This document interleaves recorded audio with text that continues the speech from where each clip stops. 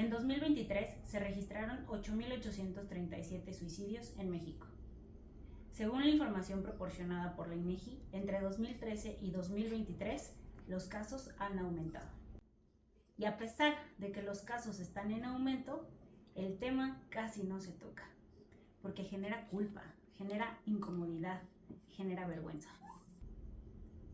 Según los datos de la Organización Panamericana de la Salud, que pertenece a la Organización Mundial de la Salud, cada 40 segundos muere alguien alrededor del mundo por suicidio. Por eso, la Organización Mundial de la Salud establece el 10 de septiembre como el Día Mundial para la Prevención del Suicidio, para concientizar a la gente para la prevención y atención de este tema. Por esta razón, en Charlando con Vitacid invitamos a Miriam Flores. Ella es suicidóloga, experta en este tema. Ella nos va a platicar acerca de los temas de prevención y posibles causas del suicidio.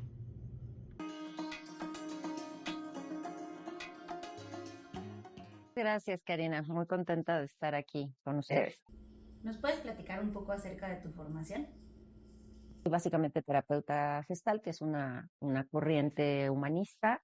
Me he especializado en tanatología existencial, que también tiene ciertas características de trabajo sobre la pérdida. Y la suicidología, como mencionabas, que es uno de los temas que más trabajo. Adicionalmente, bueno, soy terapeuta en parejas con enfoque gestal, precisamente, y también reviso un poco la cuestión psicopatológica desde lo gestal, ¿no? Es decir, ya cuando hay ciertos tipos de trastornos mentales, pero vistos desde la gestal, que es una mirada no solo desde la persona, sino también el entorno, considerando el trastorno mental, considerando al entorno de la persona que lo padece. Básicamente esa es mi formación. Miri, cuéntanos, ¿qué fue lo que te llevó a estudiar suicidología? Pues creo que hay muchas razones que me llevaron a estudiar el tema del suicidio, pero creo que una de las razones muy particulares es que noto que cada vez hay una población más, o sea, que la creciente de suicidios viene fuerte desde hace ya varios años, y me doy cuenta que también, y eso lo digo como paciente, ¿no? Que muchos terapeutas no saben hasta la fecha cómo sostener el suicidio. ¿A qué me refiero con sostener? Vamos, no es que no conozcan del tema, me refiero a que hay muchos terapeutas que no se sienten cómodos con el tema o no saben cómo abordarlo o prevenirlo porque son situaciones muy específicas. Entonces, yo lo que sentía es que faltaba un poco más de apoyo para cuando una persona llega a esta situación. Cada vez más hay más instituciones que especializan a los terapeutas y tal, pero es muy importante entender que no cualquier terapeuta puede sostener una situación de suicidio porque el suicidio en sí mismo es incómodo socialmente. Es un tema estigmatizado, es un tema incómodo. Cuando alguien se suicida, una familia muchas veces incluso lo oculta porque hay como toda una serie de juicios alrededor de la persona y el entorno. Entonces, una de las primeras cosas que aprendes cuando te especializas en suicidio es revisar cuáles son tus propios temas, creencias, incomodidades ante el suicidio. Entonces, me interesaba eso, ¿no? Ser una terapeuta que pudiera acompañar también este tipo de situaciones de una manera más humana. Hablabas de prevención. ¿Hay forma de prevenir el suicidio? ¿Hay alguna señal, algún signo, alguna situación que te indique pues que la persona está pasando por esta situación? Bueno, haces la pregunta de una pregunta de investigación de la suicidología en sí, de muchísimos estudios eh, psiquiátricos y psicológicos al respecto, pero te puedo decir en base a mi formación, en mi experiencia, que no hay una fórmula porque el suicidio es multicausal, multifactorial. ¿A qué me refiero con esto? Que el suicidio no tiene un solo factor determinante. Son muchísimas las causas que están, es como una ensalada de factores que para cada persona son determinantes para que una persona llegue a esta decisión, ¿no? Entonces, eso es lo complejo. Sí, sin embargo, sí hay como algunos focos, podemos ir revisando de repente, por ejemplo, a nivel terapéutico, psiquiátrico, si una persona ha tenido previos intentos suicidas o ha perdido a familiares o seres queridos por suicidio, son dos factores de alto riesgo suicida, ¿no? Porque ya en su campo, en su entorno, hay la experiencia de suicidio. Entonces, pueden ser factores determinantes. Otros factores creo que es cuando la persona empieza a hacer cosas diferentes a las que de pronto haría. Voy a poner un ejemplo. A lo mejor alguien empieza a regalar sus cosas más queridas, ¿no? De la nada empieza a decirte, mira, amiga, te voy a dar mi colección de timbres que he tenido toda mi vida, cuando tú sabes que esa colección de timbres no la regalaría nunca. O sea, empiezan, no siempre, ¿no? Pero a veces empiezan a hacer como actos que normalmente serían fuera de lo común, ¿no? Por supuesto, hay factores de riesgo que pueden coadyuvar a que se dé un riesgo suicida, como por ejemplo es un tema de adicciones, un tema de familia con violencia, un tema de ausentismo de los padres, quizá porque trabajan mucho o porque hay algún abandono o muerte de algún padre. En el caso de los adultos mayores, por ejemplo, que también hay un alto índice de suicidios, hay mucha soledad, mucha depresión. Es decir, en cada población hay factores específicos. Entonces, preventivo, creo que lo que tenemos que trabajar, Karina, básicamente es, pues en cosas que creo que ya todos sabemos, pero no está de más obviar, ¿no? Que es el estar atento a cómo está nuestro ser querido, convivir con él, en el caso de los que son padres de adolescentes, pues sí conocer a sus amigos, ¿no? ¿Cómo estás? ¿Cómo te sientes? Compartir, convivir, hacerles sentir tu afecto, también ponerles límites. em, por supuesto, el tema de consumo de drogas y tal, ¿no? Que pues ahora es tan común en la población y en los jóvenes particularmente. En el caso, insisto, de los adultos mayores, pues eso, no dejarlos tan solos en el caso de los que enviudan, sobre todo los hombres viudos y sin hijos, por ejemplo, hombres divorciados, puede ser un factor de riesgo. La soledad, el aislamiento es un factor de riesgo, ¿no? Entonces, hay muchas formas de mirar esto. Insisto, es como una ensalada, pero sí hay algunas cosas que, como estos foquitos que te empecé a comentar, que son algunas de las cosas que podríamos observar, pero a final de cuentas, cada caso es único. Y a veces sí hay personas, y eso sí es real, que las personas que quieren suicidarse en muchos casos sí lo dicen, ¿no? Me quiero morir, ya no quiero estar aquí, y entonces eso ya, sé que a veces lo decimos todos, ¿no? Alguna vez creo que todos lo hemos dicho, pero cuando alguien empieza a hablar más de esto, no tomarlo tan a juego. O sea, que cuéntame cómo, por qué te quieres morir, por qué dices esto, qué pasa. Entonces, abrir la posibilidad de tocar el tema y explorar un poco, ¿no?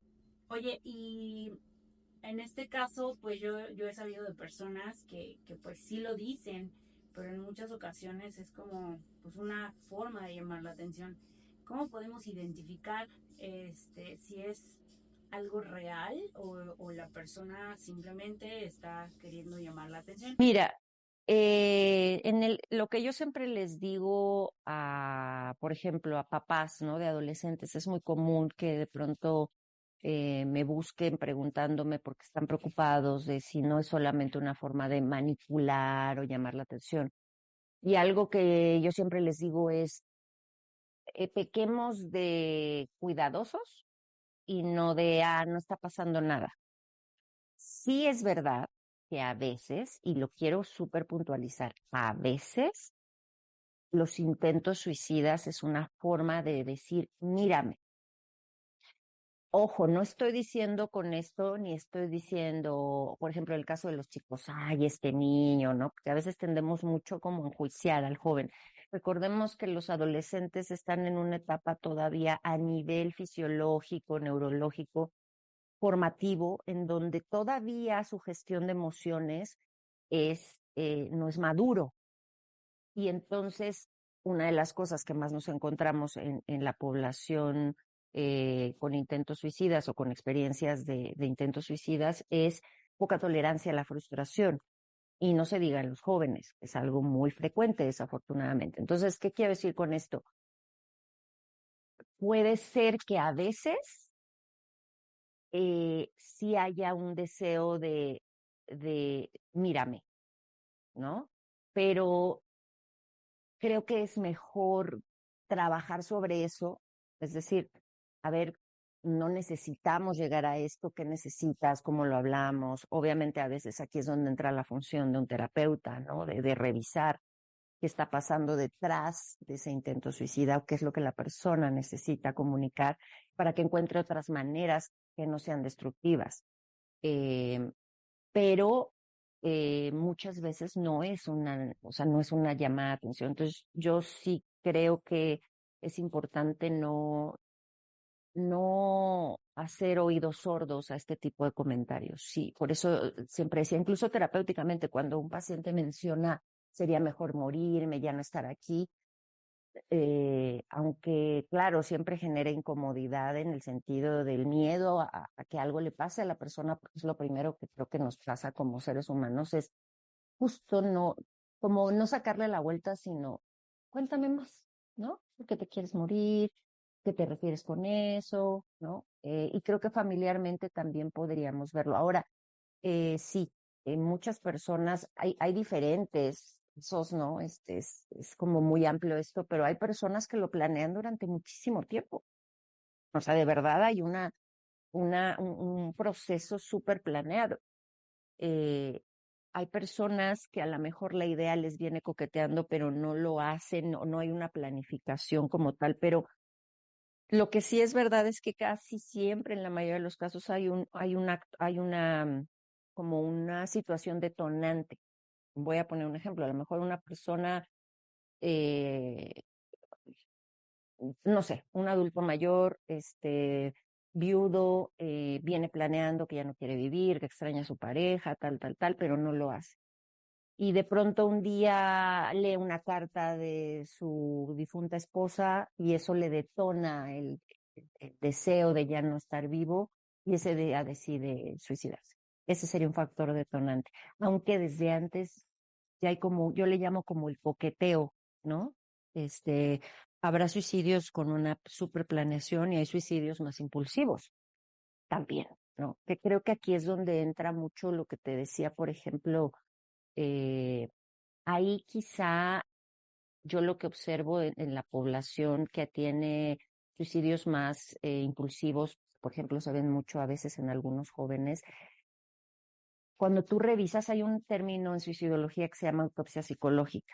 Este término se creó para buscar los factores que nos ayuden a determinar un poco por qué la persona decide suicidarse, ¿no? O sea, entrevistar a sus familiares, cartas, o sea, un poco como una investigación policíaca, pero no va en esa función. La función aquí es entender y determinar un poco por qué la persona podría haber decidido suicidarse y bueno, esta es la gran pregunta, porque los porqués cuando alguien muere por suicidio son muchísimos, pero a lo que voy es, eh, en muchas de estas historias de suicidios aparentemente impulsivos, te vas a encontrar que ya había temas, por ejemplo, de depresión, de mucha ansiedad. O sea, cuando le empiezas a rascar a la historia de la persona, resulta que ya había un historial de una desarmonía emocional y de una serie de factores que no se trabajaron, que no se vieron, que quizá la persona misma, dependiendo de la edad, no quiso mirar y eso hace un efecto.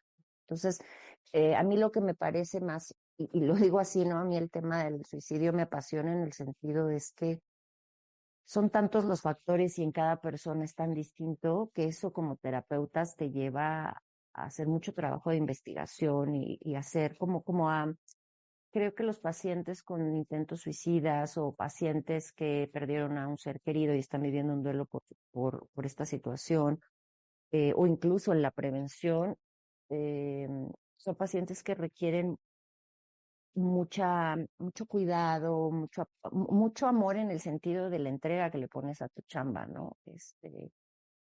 Pero al final de cuentas también hay algo muy crudo sobre esto y sí lo quiero decir, ¿no?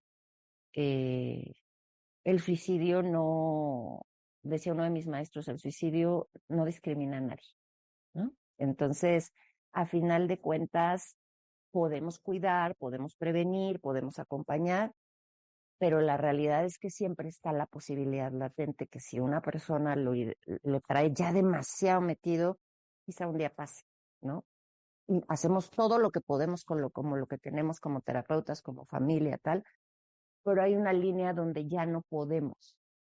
Y eso es lo más difícil también de la suicidología, que puedes perder pacientes y te vas a sentir muy mal porque, claro, siempre vamos a pensar el que hubiera pasado si yo, pero eso es como de las primeras cosas que también tienes que como tener consciente que hay un límite de intervención. Y en el caso de los familiares, o sea, mencionas ahorita que para ti como terapeuta, pues se te viene a la mente esta situación de qué hubiera pasado, sí. Me imagino que en el caso de los familiares es aún más complejo. ¿Cómo se trabaja esto con los familiares? Justo, a ver, aquí me gustaría, porque incluso ya es más frecuente, pero antes sí, cuando yo decía, soy suicidóloga, ¿y eso qué? ¿No? O sea, porque pues sí es como, vamos, cada vez se sabe un poco más de la especialización, pero antes no tanto, ¿no?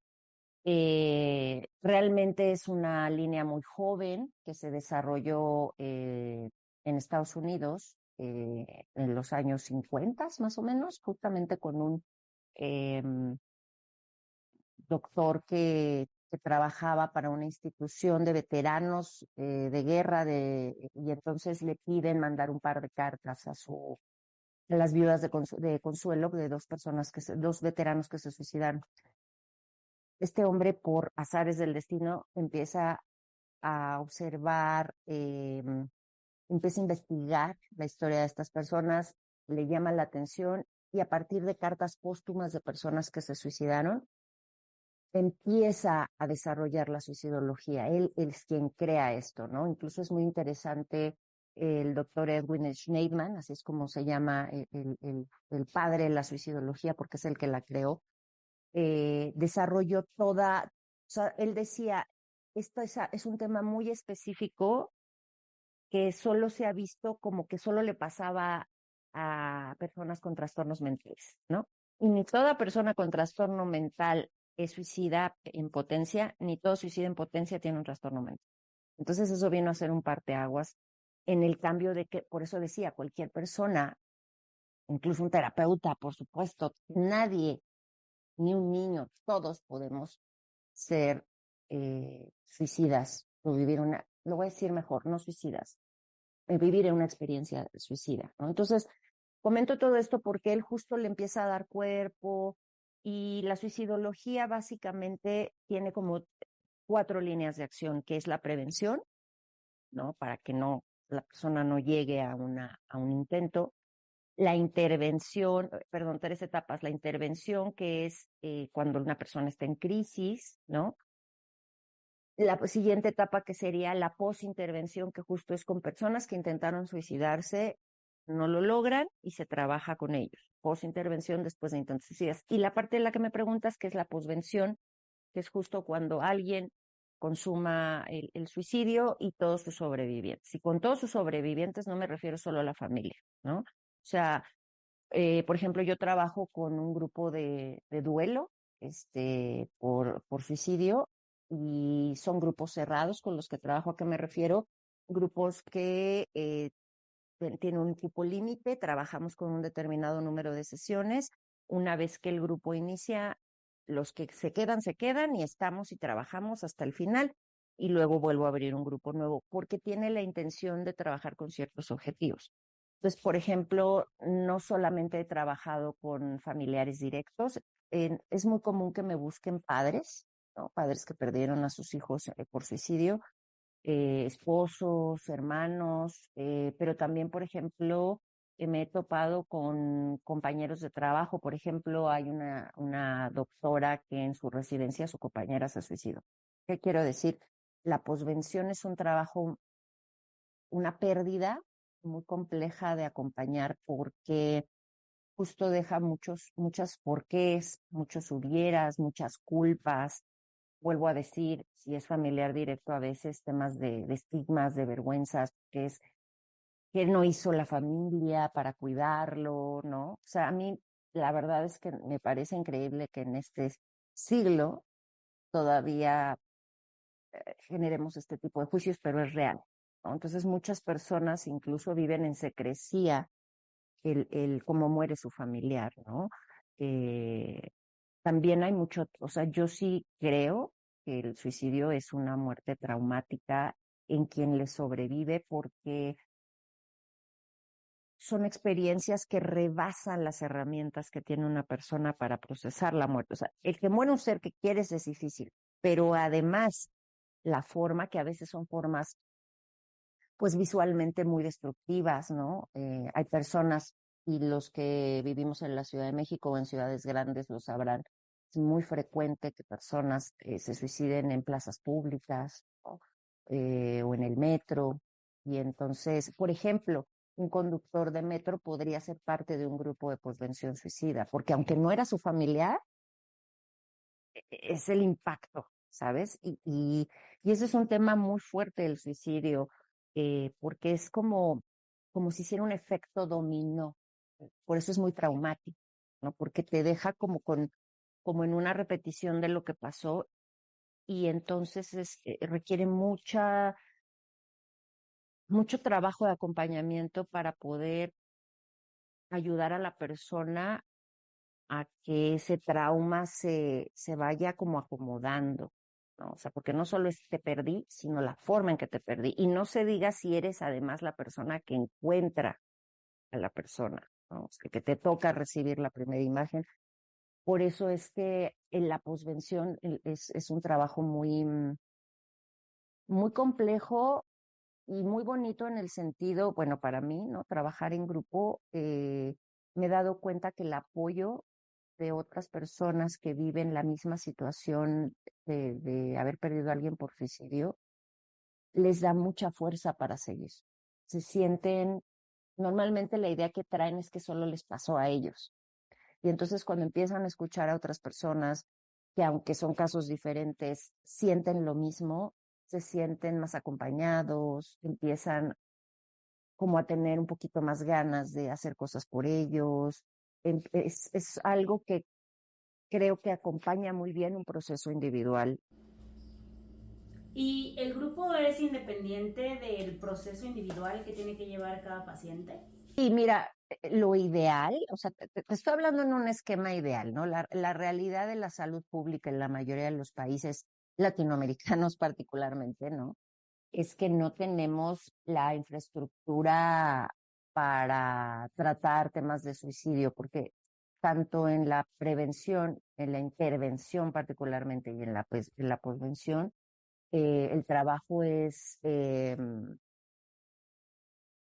se me fue la palabra, pero bueno, es como un trabajo en equipo, ¿no? Porque te voy a poner un ejemplo, ¿no? Muchas de las situaciones que a veces tienes con una persona que tuvo intentos suicidas, tiene que ver con un trabajador social, con la escuela, con la familia, con temas de salud física, con temas de salud psiquiátrica. Entonces, imagínate todo lo que, o sea, casi que es un equipo el que idealmente tendría que entrar. Un poco así, en el esquema ideal de la posvención sería que la persona, por ejemplo, se hiciera un chequeo médico, ¿no? Muchas personas en duelo, no solamente en duelo por suicidio, empiezan a comer de más o a comer de menos, tienen problemas de concentración, en fin, ¿no? O sea, como a ver, vamos a hacer un check-up médico. idealmente. A ver, ¿qué traes por aquí?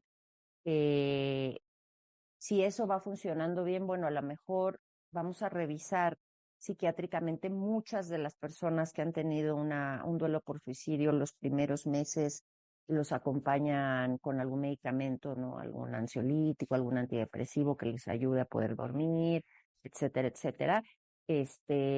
La terapia individual es muy importante y el grupo es como lo ideal que pudieran tener estas partes, ¿no? Ahora, no todo tiene que ocurrir al mismo tiempo, ¿no? Yo, por ejemplo, considero que lo ideal es que las personas empiecen a trabajar en un grupo después de 6 meses, porque los primeros meses están demasiado sensibles para escuchar otras historias. Entonces es como, a ver, velo acomodando primero tú y después. Pero lo ideal sería eso, por lo menos esta trilogía de terapeuta, psiquiatra y posteriormente grupos de duelo, idealmente especializados en suicidio, como este que manejo, pero también un grupo tanatológico puede ayudar, aunque insisto, las características del suicidio son muy específicas, ¿no? Pero eso sería lo ideal. Ahora, yo entiendo, ¿no? No todo el mundo tiene acceso a la mejor a una terapia individual o ahí los grupos ayudan, ¿no? Hay muchos grupos que pueden apoyar. Insisto, tampoco te encuentras un grupo de duelo por suicidio a la vuelta de la esquina, pero sí te encuentras grupos de tanatología. Ya es un recurso. Insisto, se maneja diferente y lo ideal es que las personas tengan como el mismo tipo de duelo porque hay una mayor, eh, como que se hace familia, pues, ¿no? Pero podrían servir. ¿Y cómo es que trabajas estos grupos? Trabajo con ellos en línea, es un grupo, eh, como decía, es un grupo pequeño, trabajo con 12, 14 personas máximo, trabajamos 3 meses, una vez por semana, en línea para aprovechar, tengo personas de otros lugares distintos a la Ciudad de México, y trabajamos 12 sesiones, ¿no? Son grupos que cíclicamente voy como continuando, estoy por empezar el siguiente, el 4 de septiembre, y bueno, pues seguramente con este estaré terminando el año y abriré otro el año que entra. Tengo la idea y la ilusión de poder hacer un grupo en vivo, ¿no? O sea, que sea directamente presencial. Obviamente me encantaría que tuviera acceso a personas que no viven en la Ciudad de México, pero pues evidentemente al yo vivir en la Ciudad de México, si fuera presencial en el año que entra, pues lo haría aquí, ¿no? Por eso me gusta el hecho de que sea en línea, porque te permite estar en cualquier parte del mundo y el trabajo funciona. Me gusta mucho más el trabajo presencial en cuanto a que podemos sentirnos, ¿no? La presencia física me parece muy poderosa, pero ciertamente creo que en temas como estos la distancia física no ha sido un problema. Entonces sí, trabajo con grupos, te decía, cerrados, con la intención de que haya como una línea de trabajo, ¿no? O sea las características es ser mayor de edad, este, haber perdido a un familiar, un ser querido por suicidio y que quieras trabajarlo. Y cuando digo quiero que quieras trabajarlo, me refiero a que estés ahí por propia voluntad, no porque tu esposo te mandó, porque así no funciona, ¿no? Creo que si tú no quieres trabajarlo, no tiene costo, es absolutamente gratuito, pero sí, yo les digo que su pago es su compromiso con su proceso, su puntualidad, su asistencia, su constancia, su escucha activa, su crítica constructiva. Creo que solo así es como funciona el trabajo, ¿no? No trabajo actualmente grupo con adolescentes, aunque me lo han pedido un poco, porque ahí al ser adolescentes, pues obviamente siempre requieres los permisos de los padres y todo, probablemente en algún momento lo haga, pero por el momento solo estoy trabajando con adultos, por una cuestión práctica legal, llamémoslo así. ¿El grupo con el que estás trabajando actualmente ya se encuentra cerrado o todavía tienes cupo para este grupo?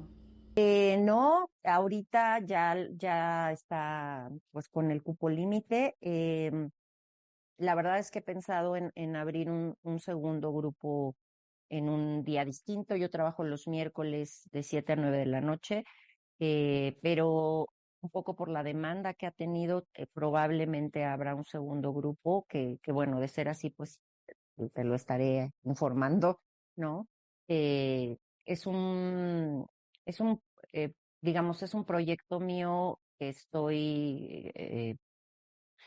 me gusta justo como para no perder la calidad de mi acompañamiento.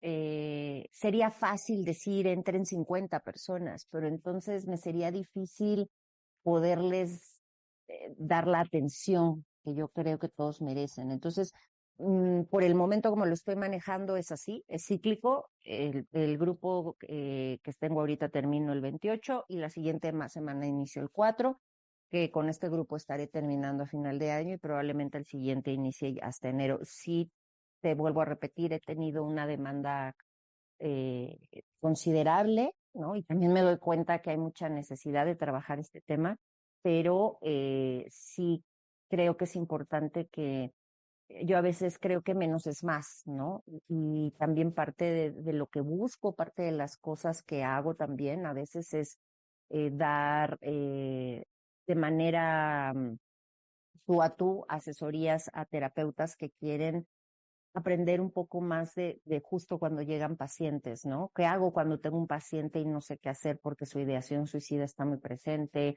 O ese tipo de cosas también las hago para terapeutas o psicólogos que necesiten como ese tipo de herramientas. También lo llego a hacer, porque finalmente, pues creo que lo importante es que nos convirtamos un poco como en una red de apoyo y que todos tengamos elementos que nos ayuden a ayudar, aunque sea a orientar un poco a alguien, ¿no? Entonces, realmente creo que lo que busco con mi labor y un poco también contagiar a las personas, incluso que están en mis grupos de posvención, muchos de ellos que ya tienen mucho más tiempo la pérdida de sus familiares, tienen esta inquietud de, algunos están estudiando para terapeutas, algunos están estudiando para tanatólogos, y entonces yo les digo, bueno, también puedes aprender herramientas y parte de lo que has aprendido aquí con el grupo y conmigo lo puedes replicar en tus comunidades.